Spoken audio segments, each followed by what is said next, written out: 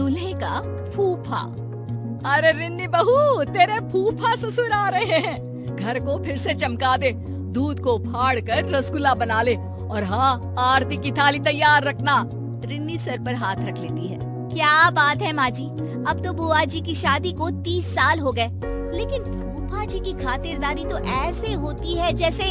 अरे बहू, तुझसे ज्यादा तो मैं परेशान हूँ, लेकिन करूँ भी तो क्या। तेरे ससुर जी से उनकी माँ मरते वक्त यही मांग गई थी कि कुछ भी हो, उनके दामाद की खातिरदारी हमेशा रहनी चाहिए। तो बेटा।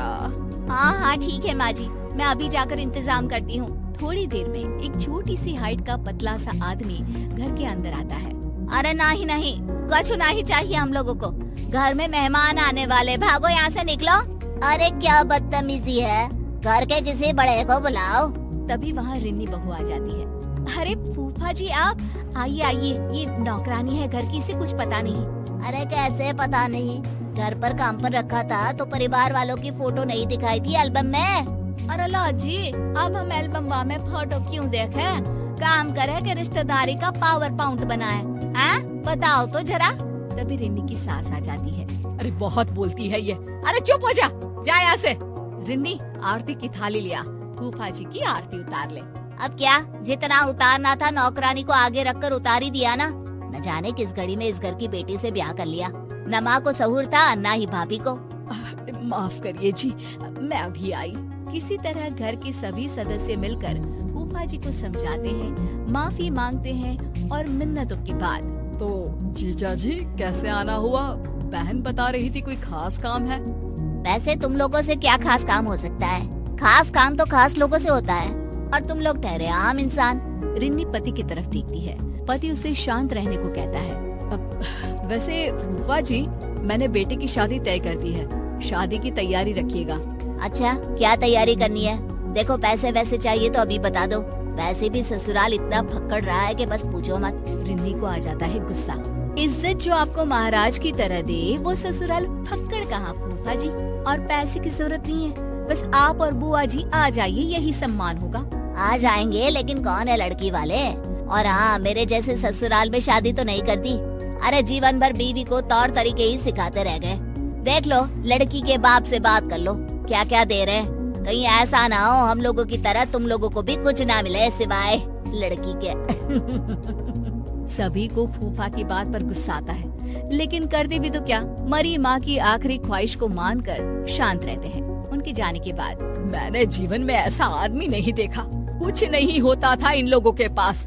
बाबूजी ने बिजनेस शुरू करवाया, पैसे देकर घर खरीदवाया, बिजनेस का गुण सिखाया, और आज अपने ससुराल को भला बुरा बोल रहा है। पर माँ, बुआ कुछ क्यों नहीं कहती? उन्हें तो स्टैंड लेना चाहिए ना अपने मायके के लिए। अरे क्या करे वो बेचारी, जब से शादी हुई है उसकी तो किसी ने सुनी ही नहीं। बस घर का काम और पति की हाँ पर हाँ।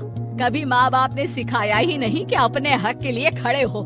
रिन्नी और सास के बीच आई गई हो जाती है कि एक रोज रिन्नी के ससुर जी कहते हैं, अरे क्या क्या तैयारियां चल रही है शादी की? वो क्या है ना, कमला बुआ आ रही है, फोन आया था। क्या फूफा जी भी आ रहे हैं साथ में? वैसे भी आज हम लोग मेरे बेटे के होने वाले ससुराल जा रहे हैं। माँ, तुम बुआ को देख लेना, मैं और रिन्नी तो नहीं होंगे, हमारा जाना जरूरी है। अरे क्या पता बेटा, लेकिन अगर वो साथ आए तेरी बुआ के तो घर पर तो बवाल मचा देंगे। बेटा करता भी तो क्या, नहीं गया अपने बेटे के ससुराल और माता पिता के साथ बैठकर बुआ और फूफा जी का इंतजार कर रहा था कि तभी बुआ आती है। अरे वाह मेरी बहना, बड़े दिन बाद आई। हाँ हाँ कमला दीदी, आपके पति देव तो आए थे, आप भी साथ आ जाती। क्या हो गया, दोनों साथ घूमते नहीं है क्या?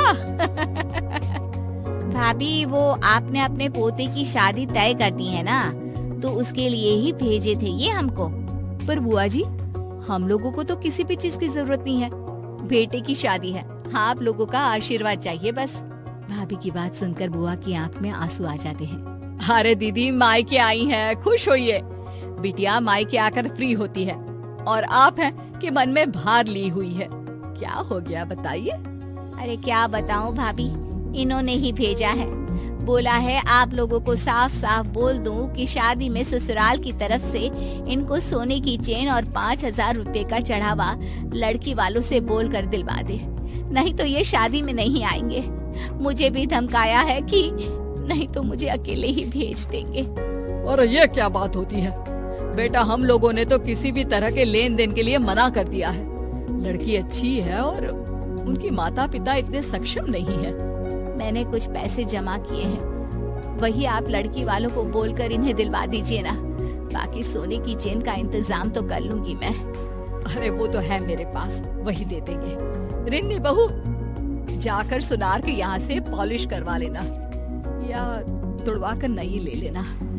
बुआ के चेहरे पर मुस्कान आ जाती है। मैं आज भी आप लोगों पर बोझ बनी हूँ ना भाभी। अरे कैसी बात कर रही हो, माँ पापा नहीं है तो क्या हुआ, तेरा भाई और भतीजा तो है ना।